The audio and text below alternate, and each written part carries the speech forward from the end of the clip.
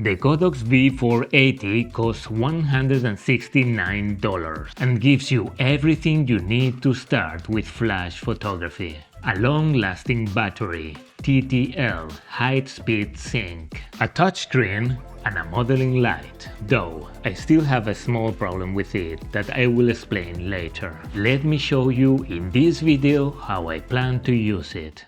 I've been using Godox flashes for over 10 years, and the 8200 Pro 2 is currently my favorite. But if you just want to dip your feet into flash photography, this is probably the one I'd go for. And when you eventually upgrade, it's still the perfect flash to keep as your second or travel light. Just for transparency, Godox distributor Letwell sent me this V480 to test, but these are my own opinions. All the gear I will mention is linked in the description. Buying through those affiliate links helps support the channel at no extra cost to you. The simplest way to use this flash is on camera. It's not my favorite technique, but I've been doing it more lately. And honestly, it feels perfectly balanced on my compact Sony a7C II. But I wouldn't point it straight at your subject, even with the wide-angle diffuser. It's just not flattering, like a deer caught in the headlights. You'll want to bounce the light instead. For that, you will need to be indoors, with white ceilings that aren't too high, or near a white wall, so the light can reflect softly back into your subject. But the real magic happens once you take it off the camera. I know this flash is mainly meant for on-camera use, but this is how I plan to shoot with it. Place it to the side and slightly above your subject. Expose for the background. Adjust the flash power manually and you'll get that beautiful dramatic light. My name is Jose Alcoy and I share tips and reviews on off-camera flash photography. You can grab my free One Light Setup Guide for dramatic portraits. You will find the link in the description.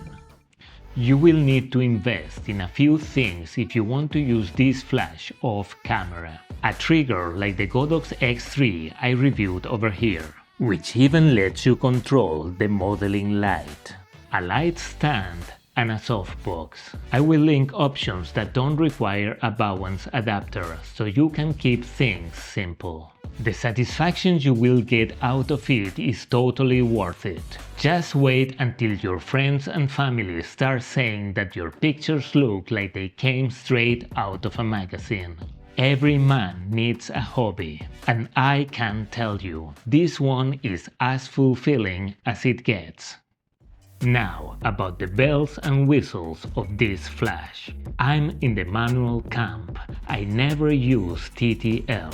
I like having full control over my light. But if you shoot events or move around a lot, TTL can really help.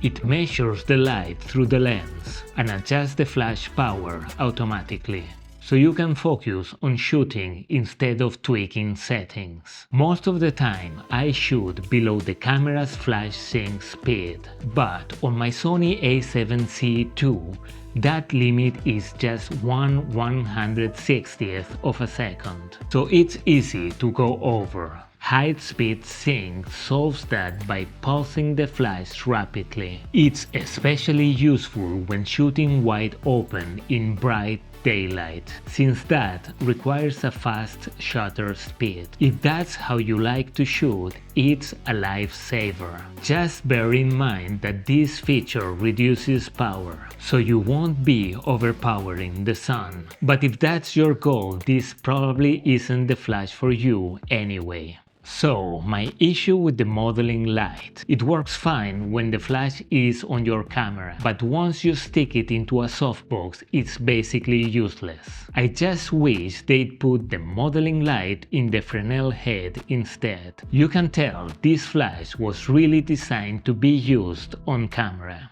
I've been traveling a lot lately with no time or energy to plan a photoshoot. Still, I often bring my 80-100 Pro too, just in case. That's over. This is my new just in case flash. Only 360 grams. My back will thank me. We are supposed to head to Kenya in a few days, but I'm not sure it's going to happen. Things have been a bit complicated lately. But if we do make it, this flash is definitely coming with me. Don't forget to subscribe if you haven't already, and check out my video on the IT30 Pro if you're after an even smaller and cheaper flash. There are a few things you should know before deciding to buy that one.